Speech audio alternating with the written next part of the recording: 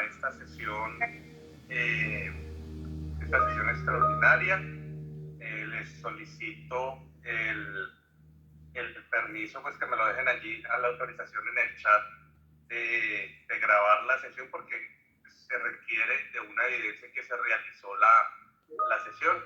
Entonces les solicito allí la autorización, dejando algo claro y que tengan en cuenta que esa grabación desafortunadamente pues no se puede compartir debido a inconvenientes que ya han surgido en el pasado respecto a el compartir grabaciones. Antes se hacía, ya no se hace desafortunadamente, pero pues es por el mal uso que se le dio ya por parte de algunos y algunas estudiantes. Ya eso ya quedó así y ya de ahí para allá pues hasta ahora pues, no se va a mover desde ese punto de vista.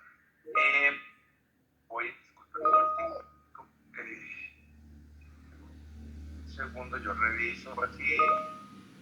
Ya, como ustedes, una buena parte de pronto de las personas que están aquí no han visto de pronto ninguna de las prácticas conmigo, por alguna razón de pronto pues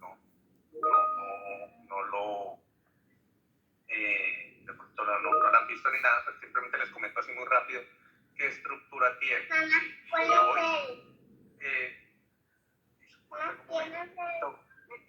Reviso por acá, un segundo, listo. Bueno, la estructura es que siempre hay una presentación. En este caso no voy a resolver dudas, se los digo desde ahora, y la razón es porque ya esta es una sesión para dar una información específicamente,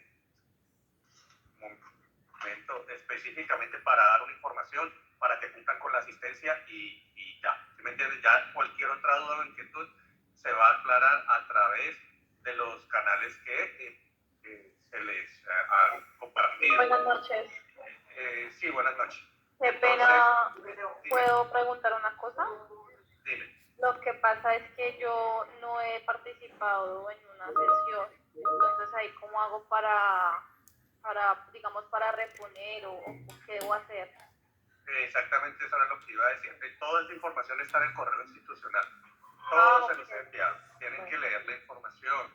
Ya muchas de las preguntas que salen, y eso era lo que les iba a comentar, que es la situación que yo estoy, que viví hace casi 15 días, porque el 15 de octubre se realizó una sesión, la primera sesión de este tipo para la primera y segunda práctica, para reponer la primera sesión.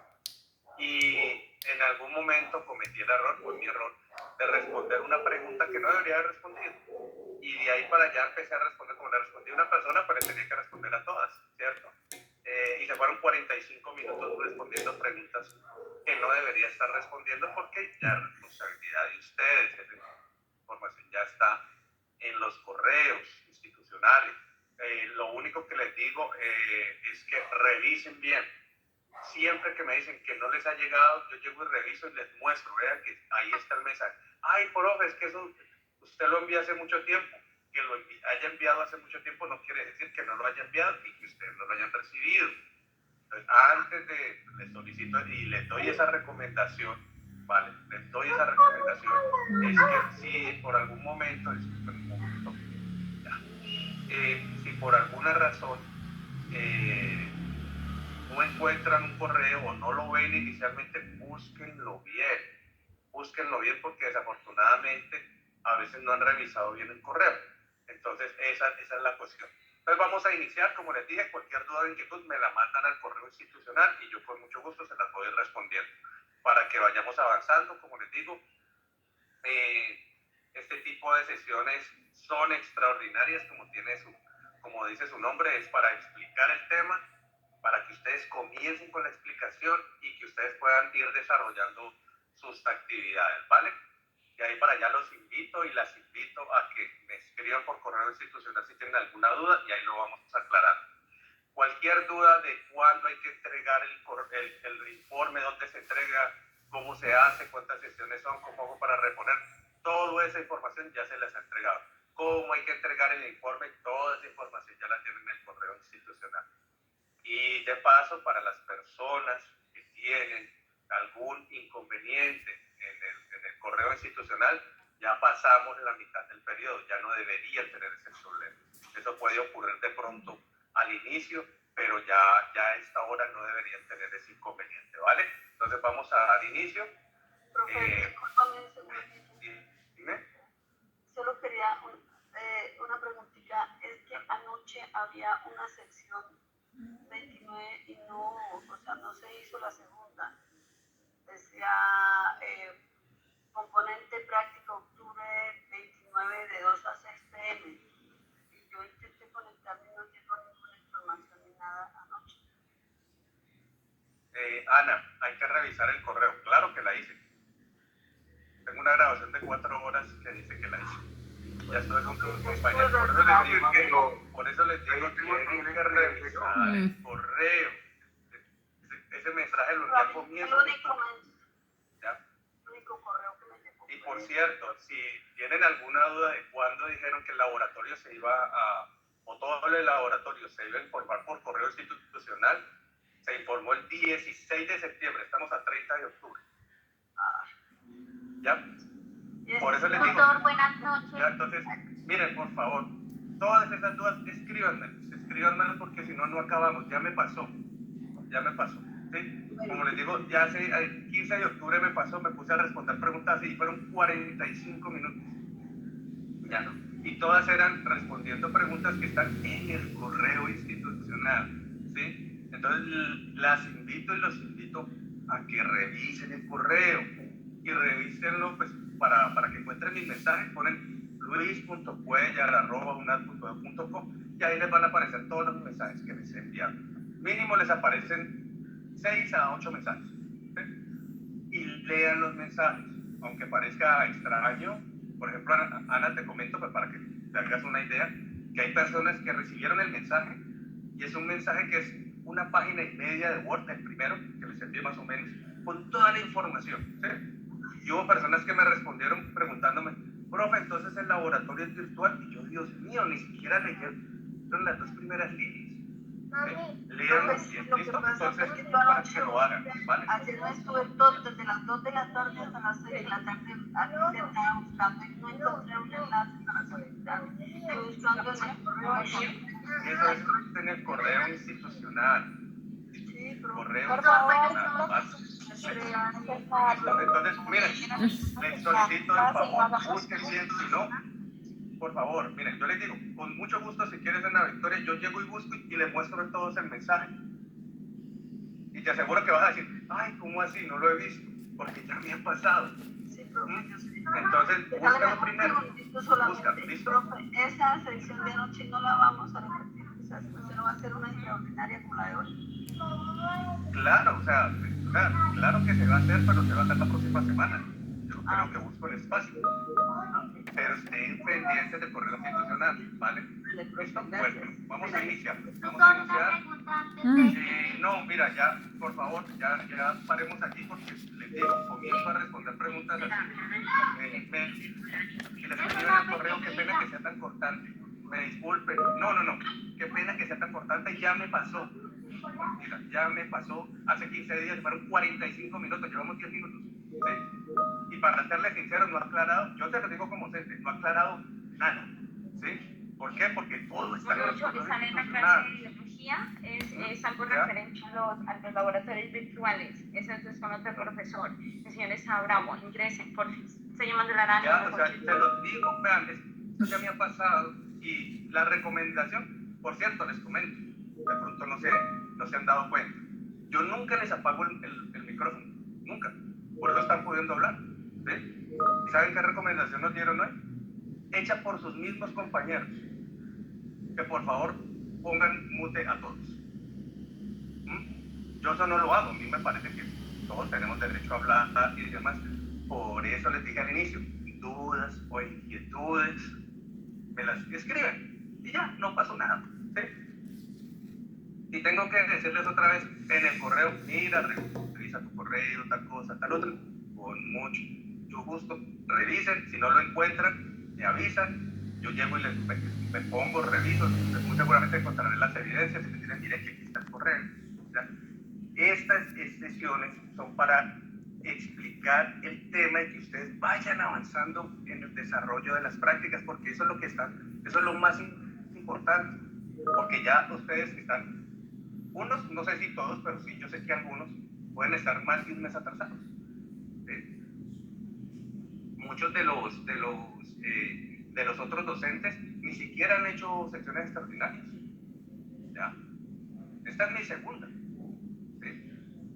Y mi segunda de la primera sesión. Entonces, por eso les digo, enfoquémonos en el tema, ¿ya?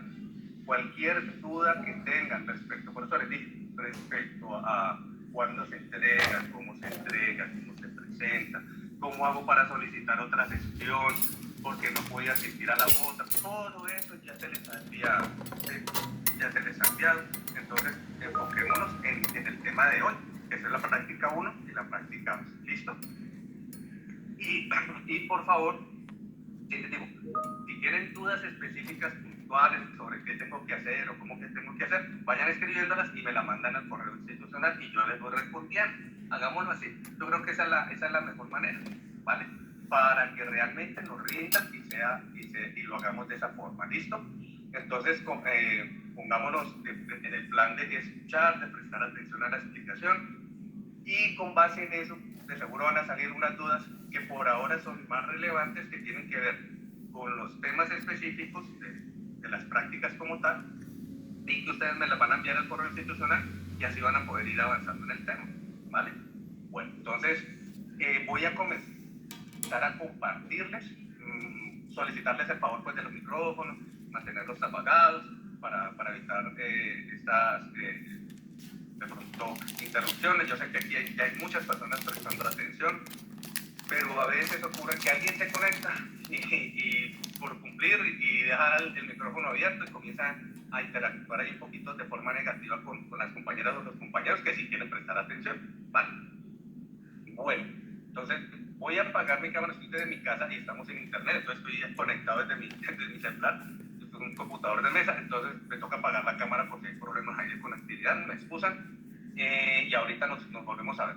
¿Cómo vamos a trabajar? Hago la presentación de la práctica 1, después les mando un enlace, les voy a mandar 2 enlaces para que lo llenen, ¿listo? Los llenan, o sea, los llenan bien, y después continuamos, nos damos 10 minutitos para que llenen los 2 enlaces y después entramos a explicar la práctica 2, ¿listo? Bueno, denme un segundito y ponemos aquí a grabar.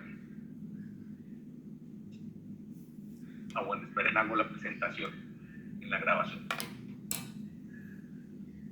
Buenas noches, estimados y estimados estudiantes. Hoy vamos a hacer la segunda sesión extraordinaria para reponer la primera sesión del laboratorio de los grupos del 53 al 77, de los grupos de laboratorio del curso Biología Celular y Molecular. Mi nombre es José Luis Cuellar Quiñones y hoy vamos a hacer la explicación de las temáticas de la práctica 1 y la práctica 2. Por cuestiones de conectividad voy a apagar mi cámara y comenzamos. Listo. Bueno, este protocolo es el protocolo que se les ha compartido ya 2 veces. Les hago una aclaración aquí al inicio, ¿sí? Y es que hay un protocolo que está rondando, que no ha sido compartido por las tutoras o los tutores, y que tiene algunos errores en los enlaces. Hay unos enlaces que no funcionan. Si por alguna razón hay un enlace que no les funcione, pues entonces están utilizando un protocolo con alguna anomalía o algo raro. Utilicen el protocolo que yo les envié. Como les digo, ya se los he enviado 2 veces. Por ahí de pronto se los envío otra vez, así con un recorder y algo por el estilo. Pero utilicen el que yo les envíe, ¿vale? Para que no vayan a tener ninguno de esos problemas. Bueno, viene la presentación del protocolo. Hay 5 prácticas. Hoy vamos a ver la práctica 1 y la práctica 2, la de bioseguridad y permeabilidad de la membrana celular. Estas 2 prácticas hacen parte de la primera sesión de laboratorio. Las prácticas 3, 4 y 5 hacen parte de la segunda sesión de laboratorio. Entonces vamos, orden específico. Aquí una introducción general donde nos muestran o nos dicen la importancia de los estudios en biología celular y en biología molecular y cómo nos han ayudado a entender no solamente la evolución de los seres vivos y de lo que somos, sino de cómo funcionamos ya a nivel celular, a nivel fisiológico. Y que muchos de estos temas son importantes para uno tener un buen desarrollo de su carrera. Vean, hoy he estado hablando, hoy todo el día estuve en laboratorio de 9 a 6 de la tarde, pues casi a 9 a 6, de por sí tus compañeros de la tarde fueron muy amables. Terminamos 5 y cuarto, 5 y media. A las 5 y media ya me desconecté, les dije que tenía esta sesión y pues tenía que irme desde la sede, desde la UD de Cali, pues hasta la casa para dar esta charla, y ellos fueron muy amables en terminar antes, ya, no tuvieron ningún inconveniente. Pero yo les comentaba que a veces uno ve estos temas un poco lejanos, ¿sí? Uno dice, ¿y esto para qué? ¿O qué? ¿Ya? Y yo les digo que todas las carreras, indiferentes si son las 3 tecnológicas o las 2 profesionales, ustedes deben tener un conocimiento básico de más o menos por cómo funcionan las células, tener una base de esas y por qué ocurren ciertas enfermedades. Entonces, para los que no han visto la segunda sesión conmigo, pues de seguro ya nos veremos más adelante en una sesión extraordinaria y les daré esa explicación por mayor profundidad, pero les comentaba a sus compañeras y compañeros pues de la importancia de conocer, por ejemplo, el ciclo celular, no para volverse uno biólogo celular, sino para saber cómo salieron esas enfermedades de pacientes que vamos a tener en un futuro, muchas de ellas, ¿sí? Y a veces uno no encuentra esa relación. Por eso no es el para qué estudio esto ni el por qué estudio esto, sino que muchas veces son la base del conocimiento que ustedes van a tener después. Por eso estas prácticas de laboratorio están integradas en el curso de una manera de dar una base teórica, pues desde el punto de vista práctico, pero dar una base teórica a las unidades 1, 2 y 3, a lo que ustedes están viendo, ¿ya? Y además se espera que ustedes tengan una capacidad de interpretar los procesos y resultados, ya sean de procesos fisiológicos, biológicos, que es muy, muy importante. Bueno, y aquí entramos a la práctica 1, la práctica de bioseguridad. Pues esta práctica es un poco, de pronto, en este momento la van a encontrar un poco desarticulada, pues porque ya hemos avanzado mucho en el curso. Pero hay algo que es importante y es que de cierta manera, la bioseguridad está presente en todos los ámbitos de nuestra vida, de una u otra manera. Si lo vemos desde el punto de vista del laboratorio, pues porque se supone que en algún momento pueden llegar a interactuar en espacios donde hay riesgos de bioseguridad para ustedes, es decir, va a haber un riesgo en su salud, pues en un laboratorio pues, parecería más sencillo encontrar. Ya, por ejemplo, hay riesgos biológicos, ya, por ejemplo, con muestras que se pueden ser contaminantes para nosotros y nocivas para nuestra salud. Tenemos riesgos físicos, ya que estamos trabajando con implementos de vidrio que nos pueden causar, o metales que nos pueden causar daños directamente físicos en nuestra piel, en nuestro cuerpo, con calor o con el mismo frío, ¿sí? Vamos a tener riesgos y pues vamos a tener obviamente riesgos químicos, ya directamente con algún reactivo, algún químico que nos pueda realizar o causar mucho daño. El problema a veces con esta visión, y esto se los digo, pues yo soy una de las personas que estuvo en laboratorio cuando el laboratorio era presencial antes de pandemia, y yo ya llevaba un par de años con la universidad antes de pandemia, y una de las cosas que yo les preguntaba ya era, bueno, ustedes, ¿cómo ven la bioseguridad? ¿A quién se protege? Y todos decían que eran proteger pues, la salud de las personas que están trabajando dentro del laboratorio, que eso está bien, pero no está completo. Resulta que para uno realmente cuidar la salud de las personas que están dentro del laboratorio, debe reconocer todos los componentes o actores dentro del laboratorio, o sea, los que están allí y que van a actuar ya de una u otra manera. Y en ese campo, entre las personas que hacen la experimentación, los insumos que empiezan equipos, reactivos químicos, material de vidrio, material de metal, de plástico, de madera, las muestras y el tercero sería la práctica misma, el paso a paso. ¿Ya?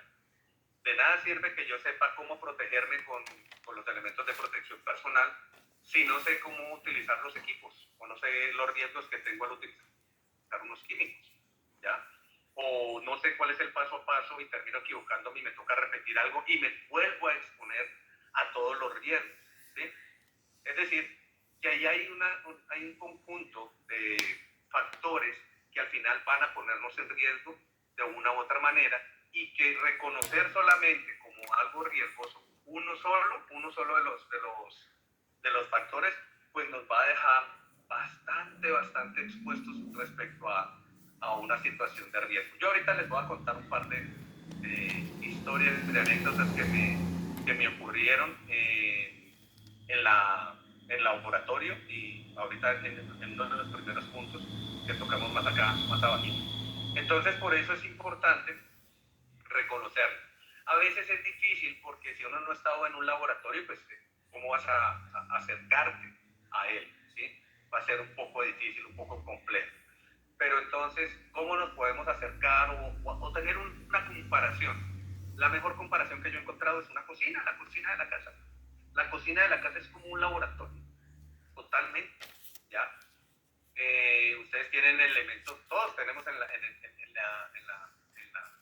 digamos, en la cocina, elementos de vidrio, elementos de metálicos, tenemos equipos, tenemos reactivos.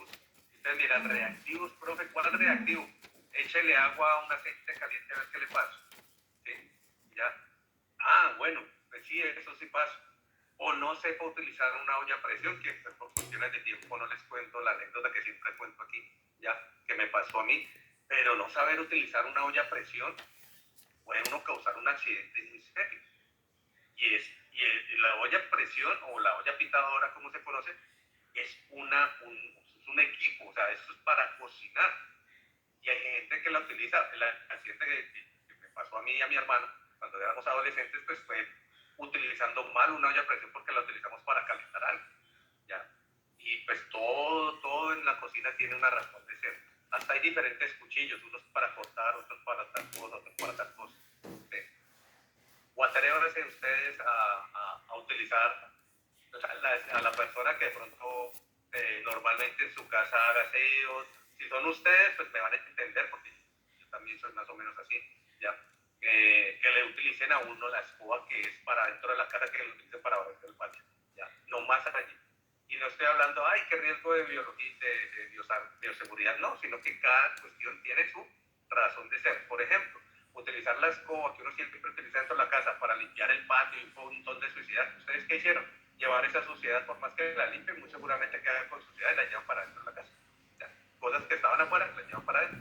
Y ahí hay un riesgo, ¿vale?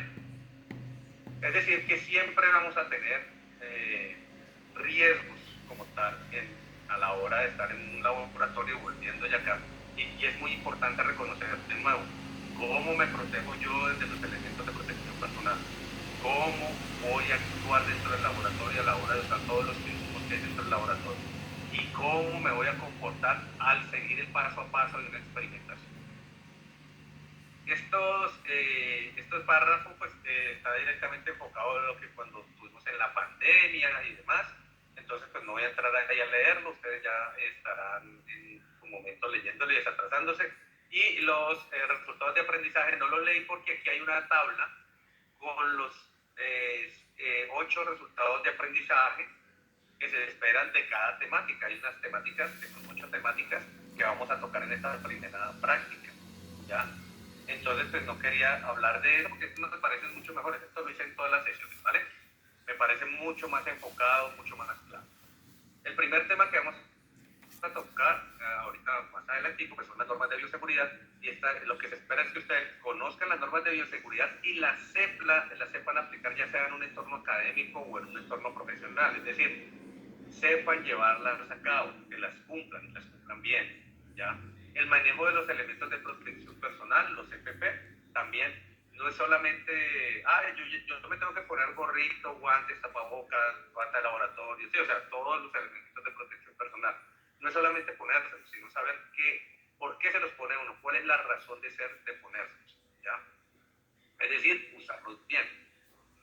el uso de material de vidrio, uso de equipos y uso de reactivos, 3, 4 y 5. Voy a hablar de los 3 de una vez porque pues básicamente es lo mismo. Uno, para saber utilizar el material de vidrio, saber utilizar los equipos y saber utilizar los reactivos, lo primero que debe ser o tener la capacidad de identificar qué es cada cosa, saber qué función cumple y luego cómo la voy a utilizar en mi experimentación, en los experimentos que yo voy a llevar a cabo. Es decir, que están todos esos 3 temas como tal enfocados directamente al saber utilizar los equipos. No es solamente, yo sé que es un microscopio y yo sé usarlo para acercar, para alejar, para cambiar el aumento, ¿sí? Sino saber cuándo lo utilizo. Fíjense que hay otro equipo que se llama estereoscopio, que tiene el mismo aumento, el primer aumento, el aumento más bajito que tiene el microscopio. Es decir, ambos tienen 4 o 5x. Pues el microscopio es 4x, pero en algunos estereoscopios tienen 4 o 5x, ¿ya? Es decir, que uno puede ver o aumentar lo mismo. Y hay unas muestras que requieren utilizar el estereoscopio y hay otras muestras que requieren utilizar el microscopio. Entonces, ambos tienen el mismo aumento, pero hay unas muestras para una cosa y unas muestras para otra, ¿sí? Entonces, ahí hay que saber utilizar. Por ponerles algunos ejemplos.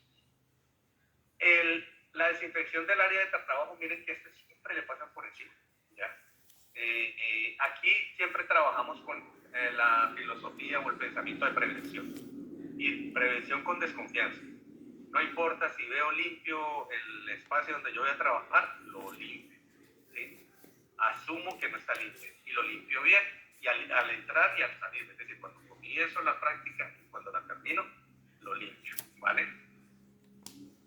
El 7 tiene que ver con el manejo de residuos, es saber que ustedes queden con la información de saber cómo deben eliminar los elementos de desecho, pues, de cada digamos, residuo que se elimina en el laboratorio, saber cómo lo vamos a ubicar. Y por último, el lavado de manos, que ahorita también les hago unas recomendaciones. No tanto para enfocarme es que este paso, después sigue este paso, y después sigue este paso y este paso, ya que son como 12 pasos, ¿sí? Después de lo que pasamos por COVID, sino entender un poquito la mecánica como tal. ¿Ya? Y pues eso se los menciono ahorita. Van a encontrar un video donde se habla de normas de bioseguridad, ya en general, grabado en uno de los laboratorios de la UNAM, para que lo vean, como para que vean todo directamente desde, pues, dentro del laboratorio, que es muy diferente a estar recibiendo aquí la explicación. Bueno, aquí entramos al primer punto de los 8, ¿ya? Que son las normas de bioseguridad. Vean, es casi una página y media. Bajando hasta aquí, ¿ya? Como pueden ver, hay una gran cantidad de normas de bioseguridad. La pregunta sería, y entonces, ¿cuáles tengo que cumplir? Pues todas, ¿ya? Todas hay que cumplirlas. Todas tienen una razón de ser, ¿ya? Aunque no voy a entrar en detalles de cada una, sí les voy a hablar de un par que están aquí abajo. Una de las cuestiones es conocer reglas de uso y cuidado de todos los equipos y vamos a tomar las notas. Y en caso de accidente, notificar de inmediato al docente responsable de la máquina. Me pasó en uno de los laboratorios de biología celular y molecular, ya 2018, por ahí más o menos, en que estaba viendo que había unos estudiantes trabajando con un microscopio. A cada grupo le tocaban 2 microscopios, dos microscopios como tal. Entonces estaban ahí con los 2 microscopios, pero vi que uno de ellos estaba, el cable que va conectado a la electricidad estaba enredado como con una cartuchera, así como que le pasa por encima y por debajo al mismo tiempo de una cartuchera. Y yo vi eso como muy riesgoso, entonces yo pasé y le dije, muchachos, cuidado, vean aquí el microscopio, pronto se cae, miren cómo está. Sí, profe, no se preocupe, profe, no se preocupe. Resulta que una de las personas que le estaba dando la espalda a ese microscopio, ustedes saben que a veces cuando uno está dando la espalda y gira, a veces golpea a alguien por no ver. En este caso la persona por no girar hacia el lado donde estaban las personas, me imagino para evitar un choque, giró sobre o sea, teníamos unas sillitas de esas redonditas, butacos, ¿ya? Giró sobre el mesón, es decir, giró hacia el otro lado, no hacia afuera donde estaban las personas, sino hacia adentro del mesón, y con el brazo tumbó el microscopio, o sea, lo tumbó, pero cayó sobre el mesón, ¿sí? El caso es que yo estaba viendo desde hacía rato, yo estaba en el otro lado del laboratorio, estaba con los estudiantes, y empecé a mirar, y yo decía, no, imposible que lo tumbe, imposible. Así lo estoy viendo, así a 10 metros lo estoy viendo. Yo, no lo va a tumbar. No, pues ya me dijo, le está prestando atención. Él sabe que tiene el microscopio en la espalda. No lo va a tumbar, no lo va a tumbar. Sí, así. O sea, fue una cuestión que uno dice, imposible que lleguen a eso después de haberles dicho.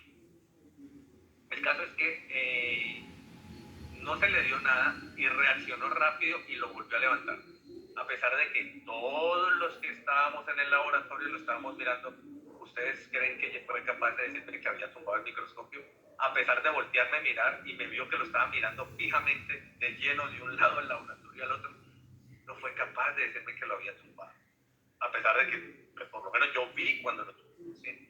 Y ahí hay dos cuestiones. La primera, como digo allí, el conocer las reglas de uso y cuidado de los equipos. Pues, los equipos deben quedar en un espacio libre, y más si hay que conectarlos, donde no haya riesgo de un accidente de este tipo, ¿ya? El equipo tocó mandarlo a arreglar, por cierto, si ponen la duda, ¿ya? Tocó mandarlo a arreglar porque se desajustó. Y estaba en una situación el equipo donde claramente la manera en que lo tenían, primero no conocían esas reglas de tener limpio alrededor del equipo, pues, para evitar eso, de evitar que algo se enredara y tumbara algo. Y también el hecho de si uno está y tienes un microscopio al lado, pues uno se voltea como con cuidado o se baja de la silla porque pues, no necesitaba estar sentado para girar. Podía haberse bajado, haber girado y listo. Y pues, en caso de accidente, notificar al docente, pues a mí en ningún momento, yo fui el que me acerqué y le di. Y él, no, sí, profe, pero no le pasó nada. O sea, ni siquiera, o sea, como si fuera él fuera un experto en microscopios, sin mantenimiento. Entonces, esto es algo que yo les digo que dirán, no, pues profe, pues no pasó mayores, pues no pasó mayores. Pero donde le hubiera caído en el pie a alguien, un microscopio de esos pesa varios kilos y tiene puntas por todos lados. ¿No? Le cae a alguien y lo fractura con confianza en los tipos. ¿Sí? Porque el mesón siempre está como un metro 20, ¿sí? 1,30 m más o menos de altura. Si le cae a una persona en el pie, con confianza, por lo menos le causa un daño. ¿Ya? Y esas son las cuestiones que uno debe evitar. Aquí encuentran un listado grande. ¿Sí? O si tengo que dedicar una historia para cada una de estas normas, pero pues no voy a entrar como en el por cuestiones de tiempo a decirles todo. Lo importante es que tengan claro que esas normas se cumplen, no son de elección, no son de libre elección, que será posible, será que yo pueda o no pueda hacer esto, será que lo puedo evadir. No, hay que seguir esas normas como tal. ¿Listo? Bueno, el segundo punto tiene que ver con el manejo de los elementos de protección personal. Hay que saber qué elementos de protección personal ustedes deben seguir, ¿ya? Que es algo importante, ¿ya? Saber que esas normas, esos elementos, usarlos, pues que sea fundamental solamente, sino que debería ser obligatorio. Para mí, aquí en esta tabla faltan 3, ¿ya? Faltan 3. Pero voy a comenzar con los que están aquí, ¿ya? Y después pasamos a esos 3 que faltan. Está la bata, que es debe ser manga larga, de tener antifundido, que ojalá les llegue como mínimo pues hasta las rodillas, pero tampoco que les llegue hasta los tobillos, no hay necesidad, sí, pero que por lo menos les llegue hasta las rodillas, que no les vaya a llegar como a la mitad del muslo, porque la verdad quedan muy expuestos, digo, con confianza en general. Que las mangas les queden bien, que no les toque como remangárselas o algo por el estilo, porque pues, les debería quedar bien la ropa para que las proteja bien, y obviamente obligatoriamente tienen que ser manga larga, mantenerlas cerradas todo el tiempo, y pues nos va a evitar tengan en cuenta que todos estos elementos de protección personal, ya que partimos con la bata, son para evitar que la piel, inicialmente la piel de nosotros, quede expuesta. Prácticamente lo único que va a quedar expuesto va a ser entre la parte de abajo de los ojos, que no tapa el tapabocas, hasta la mitad de la frente, las orejas y un pedacito del cuello. De resto, todo lo demás está cubierto, ¿sí? ¿Por qué? Pues para evitar que la piel de nosotros entre en contacto pues, con el ambiente del laboratorio. En el caso de la bata, evita que nuestra ropa entre en contacto directo, buena parte de nuestra ropa entre en contacto directo con el ambiente del laboratorio, con lo que estamos haciendo en el laboratorio. Entonces, siempre hay que mantenerla cerrada. Las gafas de seguridad nos permiten o nos proveen de una protección, ya sea contra impactos o contra salpicaduras, ¿sí? de lo que estamos haciendo. Deben tener una protección lateral y si van a comprar unas gafas de seguridad que sean de las de laboratorio, en el caso que se las requieran. No compren gafas de seguridad de ferretería. No porque no funcionen, porque yo cometí ese mismo error, se los cometí, yo compré de ferretería y funcionan, pues claro que funcionan, pero no tienen la misma protección y no tienen el mismo tamaño. Resulta que uno en un laboratorio no debe perder capacidad visual, ¿sí? del alrededor por el tipo de gafas que esté utilizando. Entonces, si las van a conseguir, pues que sean gafas de seguridad, pero de laboratorio. Y utilizarlas solamente cuando estén realizando algún tipo de experimento, ¿sí? Algún tipo de experimento que lleve o que los vaya a poner en riesgo de alguna salpicadura o de algún impacto. Si no están haciendo, no están en una experimentación de ese tipo, pues simplemente pues, se las ponen, ¿ya? No es que uno las deba tener puestas todo el tiempo, no, se las ponen y listo. Solamente cuando vayan a realizar esa experimentación. Los guantes nos evitan entrar en contacto con nuestras manos, no solamente pues, entrar en contacto directo con fluidos o microorganismos, sino yo les diría en general con todas las superficies del laboratorio. Nosotros vamos a agarrar los equipos, por ejemplo, estereoscopio, microscopio, ¿sí? O sea, los vamos a agarrar ¿con qué? Pues con las manos y no hay, o sea, por más que uno los limpie, siempre esas superficies están expuestas a lo que se realiza en el laboratorio y de seguro le puede caer algo.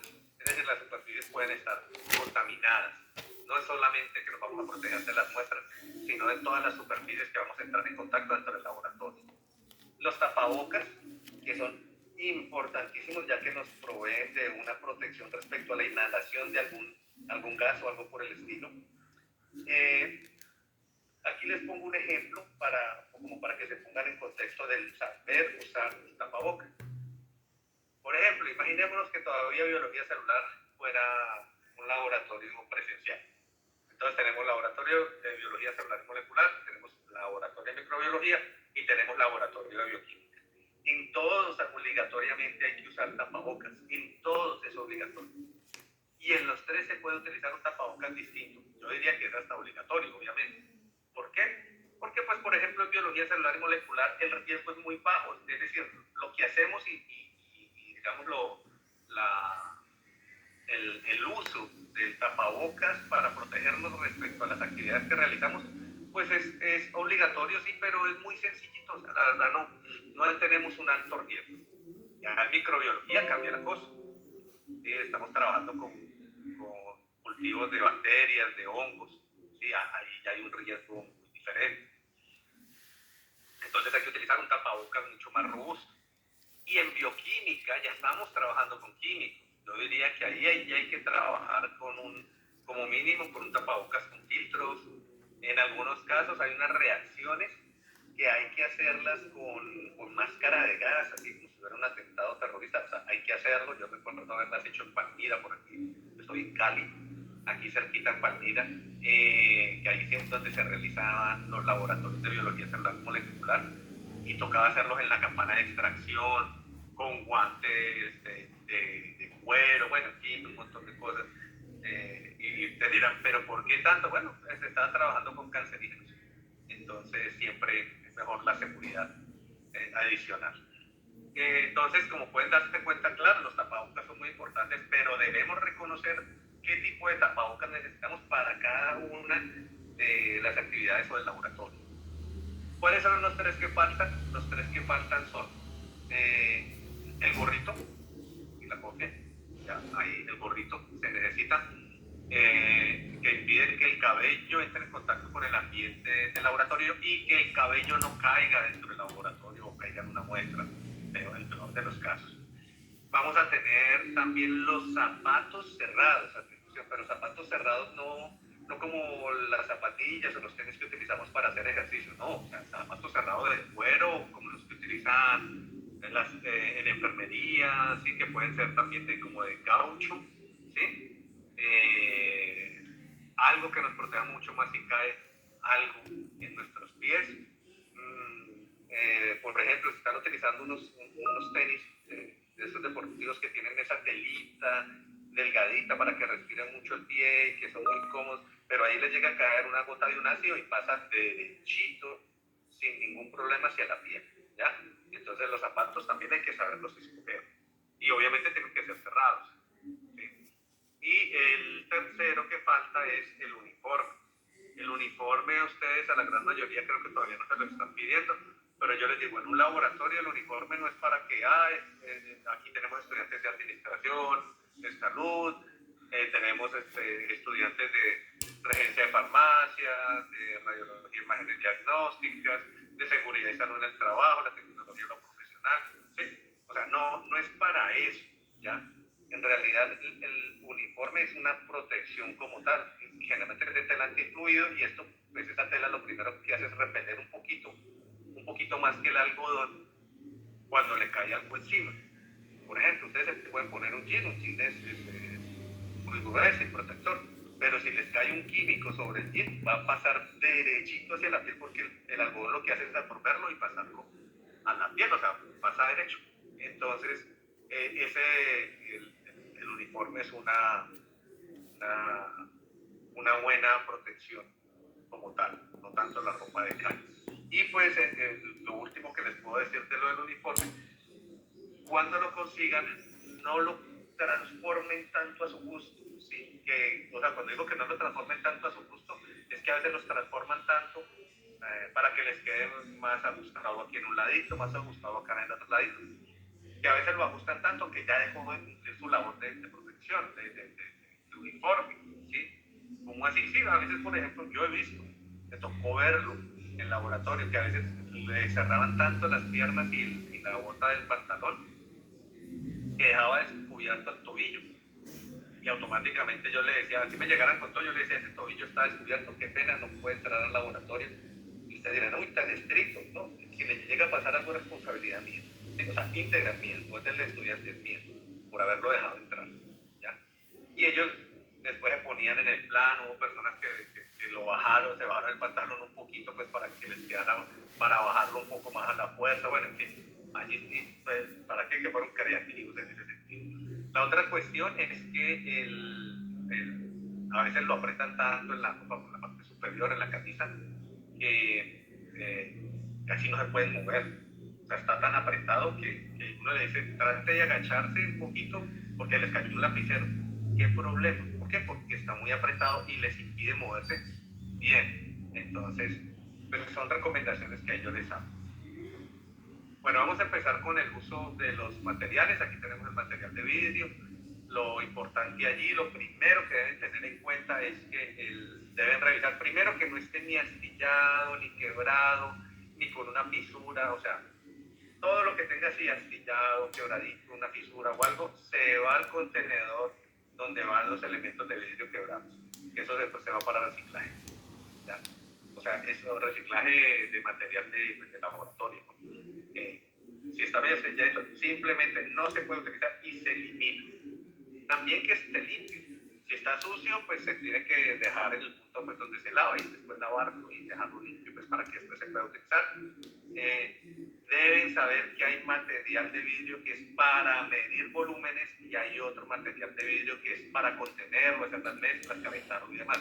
Hay que saber que son diferentes y uno debe saber, bueno, aquí medí mi volumen en una probeta, entonces lo voy a poner en un vaso de precipitado y ahí voy a hacer mi experimentación y listo. Pero pues es conocer qué es lo que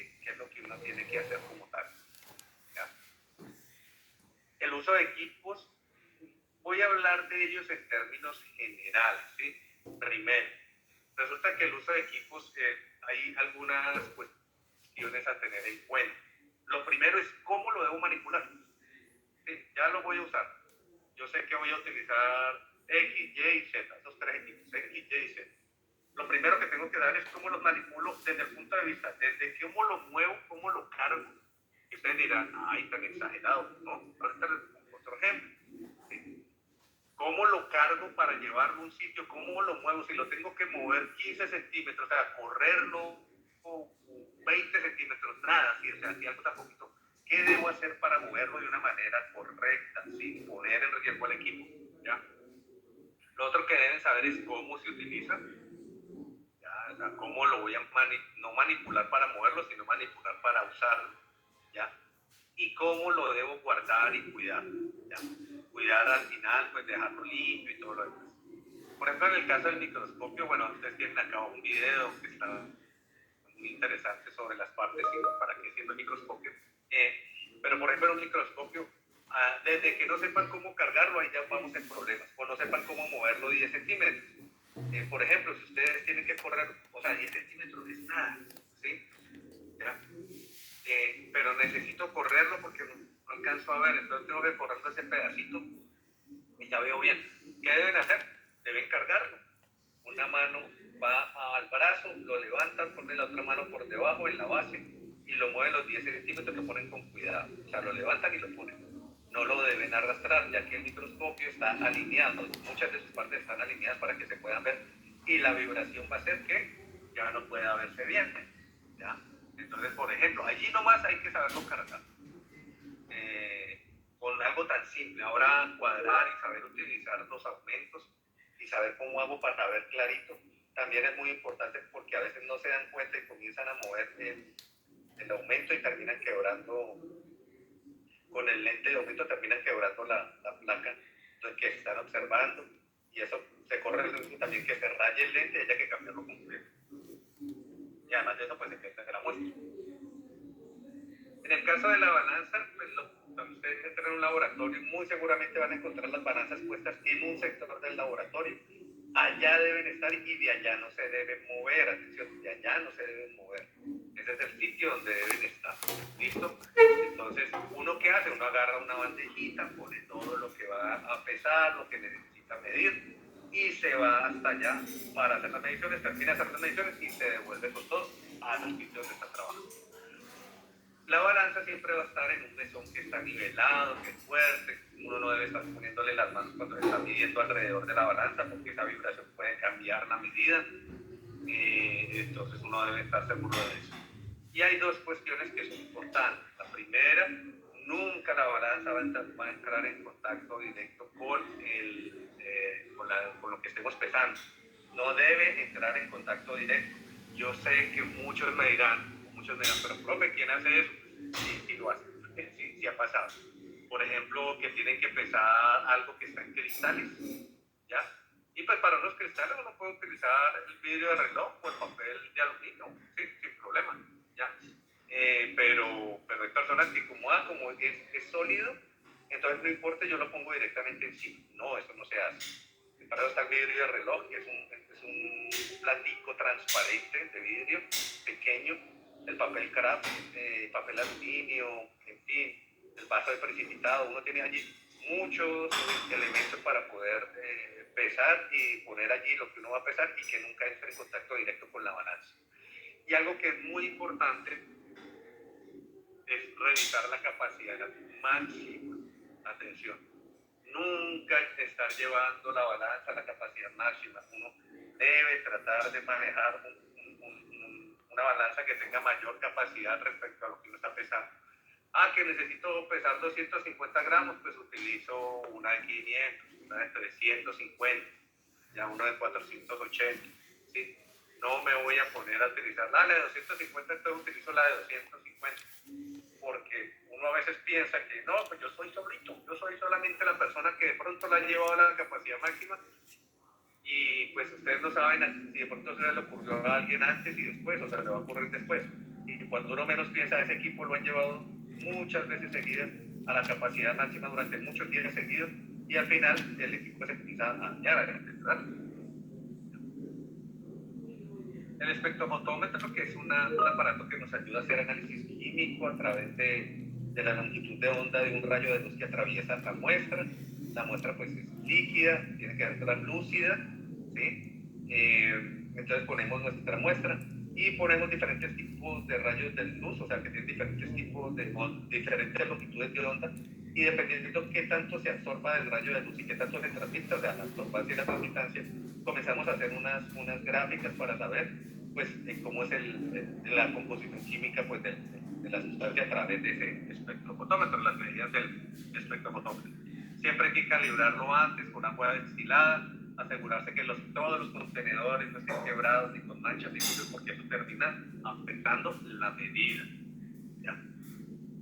El uso de reactivos, uno parte por, digamos que hay dos pasos, ¿sí? El uso de reactivos. ¿Cuáles son esos dos pasos? El primer paso, ¿sí? El primer paso tiene que ver con saber qué reactivos voy a usar en el experimento. Antes de entrar al laboratorio, ya debo saber qué voy a utilizar. Luego, además de saber qué reactivos voy a utilizar, debo tener muy claro cuándo los voy a utilizar en la experimentación. Es que yo utilizo el reactivo A, le echo 3 gotitas del reactivo A a la muestra, espero 2 minutos, después le echo 2 gotitas del B, espero 2 minutos, luego le echo 1 mililitro del C y espero otro minuto. Es decir, tener muy claro cómo los voy a utilizar en el experimento. Y lo tercero, que parecería que no es importante, yo diría que es de lo más importante que hay, es que uno investigue qué riesgos hay al entrar en contacto directo con esos reactivos. Si hay un riesgo de salud, y si hay un riesgo de salud, pues ¿qué debo hacer si llego a estar en contacto? ¿Qué puedo hacer como para estar un poquito más protegido? No, todo esto que les acabo de decir es antes de entrar al laboratorio, antes de hacer la experimentación, ¿ya? Dentro del laboratorio, pues hay un riesgo, obviamente, de estar en contacto, hay que saberlo usar, y también nosotros le podemos hacer daño a los reactivos. ¿En qué sentido? En que no los utilizamos bien y los terminamos afectando, los terminamos contaminando. Por ejemplo, les digo, tenemos un reactivo, tenemos 3 reactivos y los tenemos que utilizar en 3 momentos diferentes, otra vez A, B y C, ¿ya? Hagámoslo así. Y por alguna razón yo me descuido y con la misma palita, con la misma cucharita, o digamos si es líquido, con la misma pipeta, tomo al reactivo A, lo echo en la muestra, luego tomo por esa misma pipeta al reactivo B. Ahí el reactivo B automáticamente queda contaminado con el A, y recuerden que son reactivos que entran en reacción química y se dañan, después no reaccionan. Y luego con esa misma le hago el C, es decir, que al final terminé contaminando el B y el C por no saber manipularlos bien. Que de pronto saqué del reactivo A más de lo que yo necesitaba, entonces necesitaba 3 mililitros y saqué 3,5. Entonces le echo los 3 mililitros a la muestra y el otro medio mililitro, el 0,5, se lo voy a devolver al tarrito con el reactivo. No, hay que eliminar, hay que saberlo eliminar, pues, los contenedores que se den. ¿Por qué? Porque ese reactivo ya salió y ya entró en contacto con el ambiente y eso no debería haber ocurrido, es decir, no lo debo devolver al tarrito. La desinfección del área de trabajo pues, es algo muy muy importante. Ustedes van a utilizar hipoclorito al 0,5% de concentración y van a limpiar la zona con un trapito, con el hipoclorito, lo limpian muy bien, la zona donde van a trabajar, y lo dejan actuar durante 5 minutos. Y de ahí sí se ponen a trabajar, y cuando se van a ir, vuelven y limpian todo, equipos y todo con el hipoclorito, y dejan limpia también el mesón, y ya, y ahí lo dejan limpio. Que yo vuelvo al otro día y yo sé que anoche yo dejé todo limpio, no importa, vuelven y limpian y lo dejan 5 minutos y así sucesivamente. A veces hay reactivos que son, pues uno está con tapabocas, o sea que a veces no se llegan ni a oler, pero pues, de pronto sí son transparentes y están ahí en el mesón y uno llega y mira, pues uno ve eso limpio, pero cuando entra en contacto con el agua reaccionan y pueden causar pues un daño, ¿no? Entonces siempre se hace una limpieza en la entrada y la salida del laboratorio. Cuando comenzamos, antes de iniciar, perdón, y al terminar, hacemos la limpieza. Del manejo de residuos solamente, pues, no voy a entrar aquí tanto en detalle, solamente comentarles que hay una serie de canecas que requieren un buen uso, es decir, saber que si vamos a utilizar esas canecas es porque sabemos qué debemos botar allí, qué debemos eliminar en cada una de ellas. Por ejemplo, si estamos haciendo uso de fluidos, por ejemplo, de sangre, pues es necesario utilizar la caneca roja de pie, donde uno la abre con el pie, y el guardián. Pero entonces, ¿cuál es la división? Pues simplemente todos los elementos de protección personal que hayan entrado en contacto con la sangre o cerca de la sangre o posiblemente hayan entrado en contacto, pues hay que echarlo en la caneca que está en el piso, roja, y los elementos cortopunzantes de vidrio o de metal deben ir en el guardián. Pero resulta que yo no utilicé fluidos ni nada de eso, sino muestras de otro tipo. Utilizamos cebolla, tomate, no sé, dependiendo de lo que estemos haciendo. Utilizamos espinaca, utilizamos piña, utilizamos pues, diferentes frutas y verduras, entonces, para ver células. Entonces, pues bueno, ahí ya es diferente. Ahí ya no hay fluidos como tal, simplemente vamos a eliminar esos elementos de protección personal en otras canecas, ya, como tal. Y todo lo que son las frutas y eso, en la verde. Y en la blanca, lo que no haya entrado en contacto con nada, simplemente que haya sido, por ejemplo, una bolsita de los guantes, las bolsitas de los guantes, que no hayan entrado en contacto con nada, pues, donde vienen los guantes de látex, ya, entonces lo echan allá, sin ningún problema.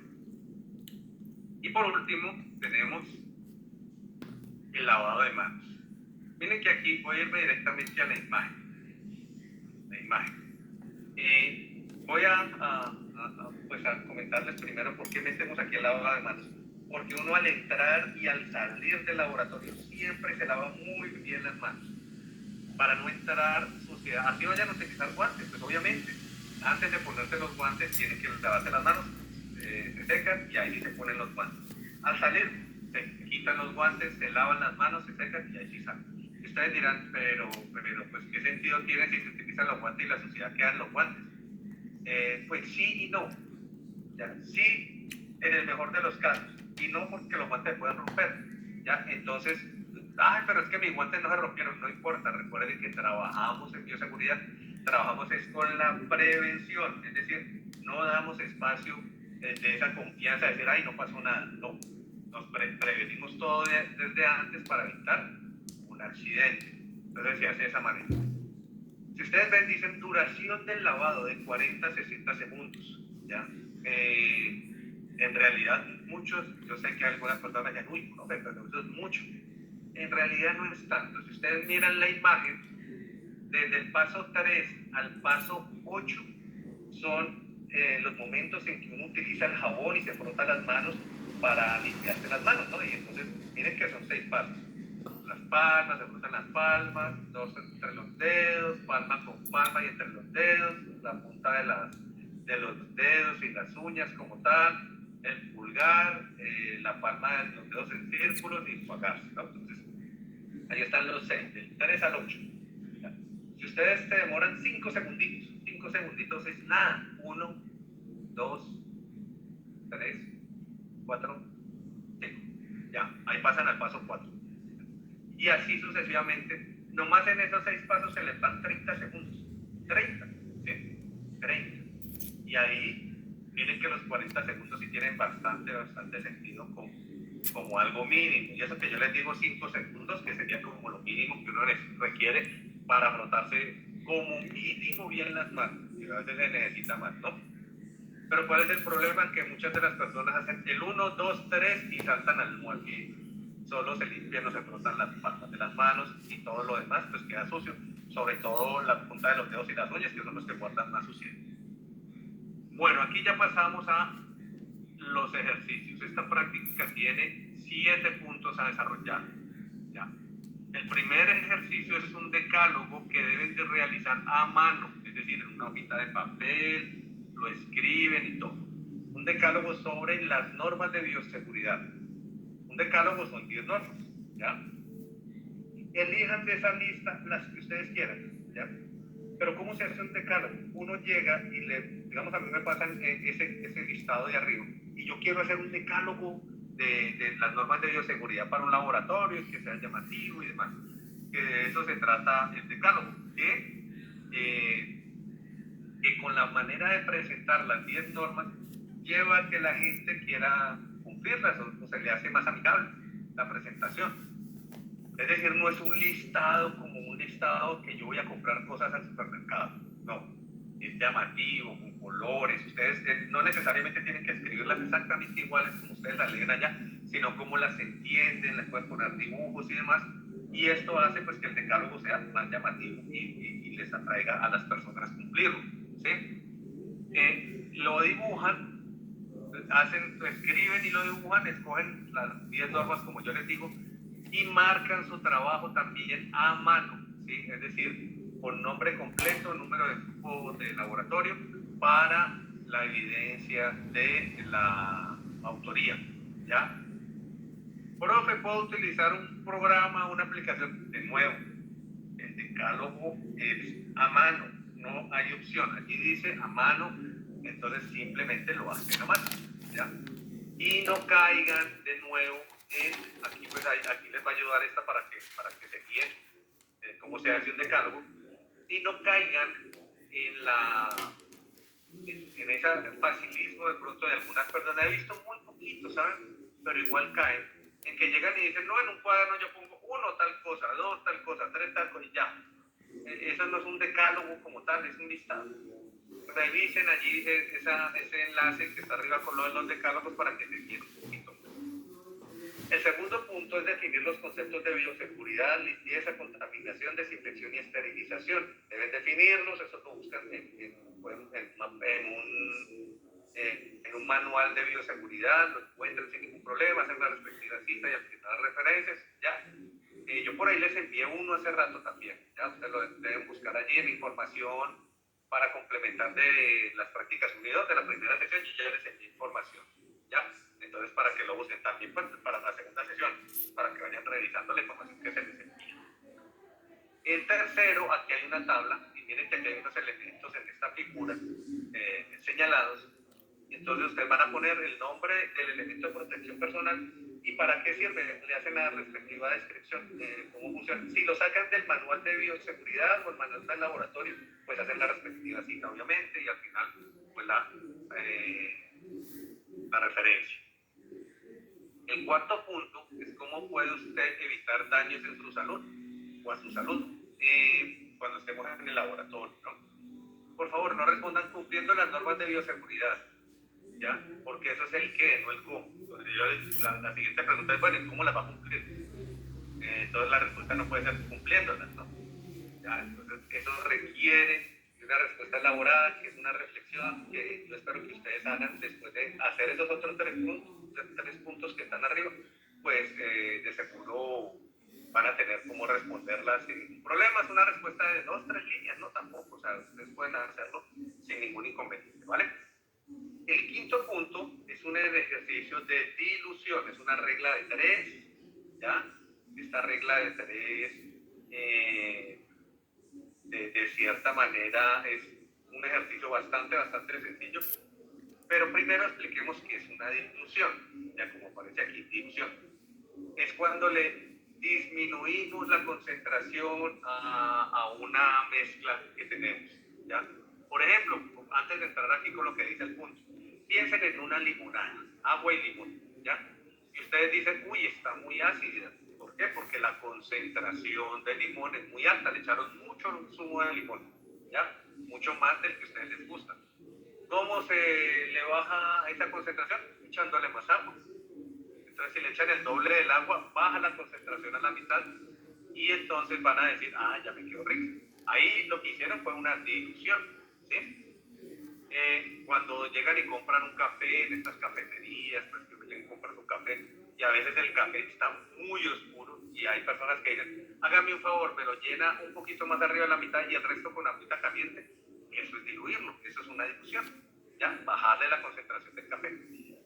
Aquí se les va a pedir lo mismo, pero con hipoclorito. Lo que nos dicen es que tenemos una concentración inicial al 10% de hipoclorito, ¿ya? Al 10%, y esa del 10% la tenemos que pasar al 5%. Del 10% la tenemos que pasar al 2% y del 10% al 1,5%. Entonces es una disminución porque lo estamos disminuyendo la concentración de hipoclorito y que al final nos tiene que quedar 1 litro. Ese es el volumen final. ¿Qué fórmula utilizamos? La que aparece aquí. Pues la segunda, para que se guíen más, la que dice P1 igual a B2 por C2 sobre C1. El 1 tómenlo como inicial y el 2 como final, es decir, B1 va a ser volumen inicial igual a B2, que es volumen final, por C2, que es concentración final, sobre, todo eso sobre C1, que es concentración inicial.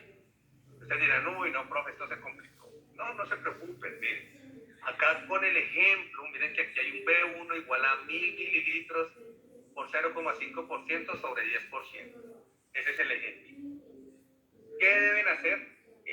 Lo que es 1000 mililitros y 10% se quedan allí, no cambian, ustedes lo van a mantener, ¿ya? Lo que van a cambiar es lo que dice 0,5%. ¿Y qué van a poner allí? Primero ponen 5%, por ejemplo. Entonces ponen acá, en vez de, bueno, hagámoslo en orden, perdón, 1,5%, ¿ya? Entonces en vez de poner 0,5 ponen 1,5 y hacen el cálculo, ¿ya? Luego otra fórmula. ¿Para qué? Para el 2. Entonces vuelven y ponen B1 igual a 1000 por 2% sobre 10%. Hacen el cálculo y ya tienen ese valor. Y después toman 5% y se vienen acá. B1 igual a 1000 por 5% sobre 10% y hacen el cálculo.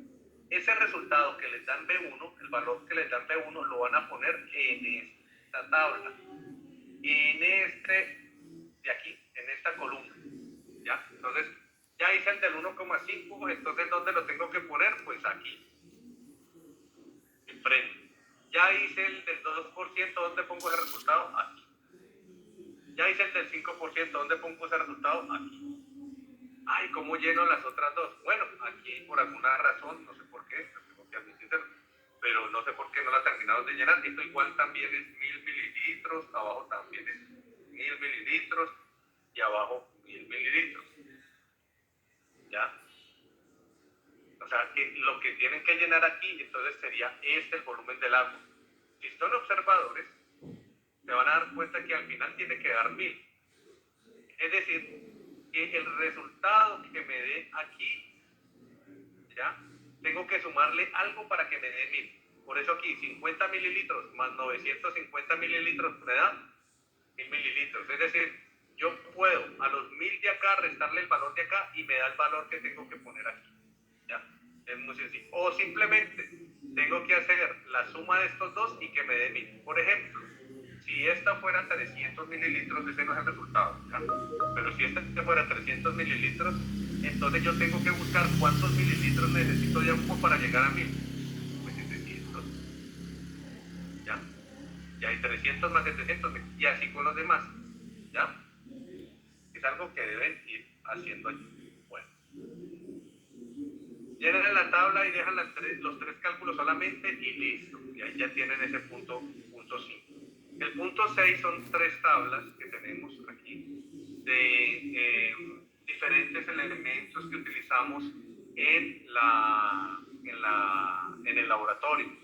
En la columna 2 van a poner la descripción y en la columna 3 van a poner el uso. Entonces lo escriben aquí, ponen el uso de todos.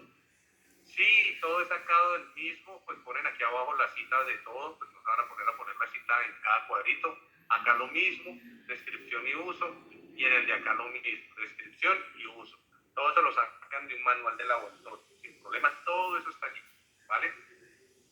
Y por último, el punto 7 tiene que ver con los equipos, ¿ya? Aquí tenemos 5 equipos: microscopio, balanza, espectrofotómetro, centrífuga y la incubadora. ¿Qué tenemos que poner en el del medio? El uso como tal, es decir, ¿para qué se usa? ¿En qué momento lo utilizamos? ¿Cómo se usa? Y en el acá del fondo, en este que es más grande, van a buscar una figura o una imagen de cada uno de los equipos. En este caso, pues acá arriba sería microscopio, acá sería balanza, sí, o sea, de cada uno de ellos.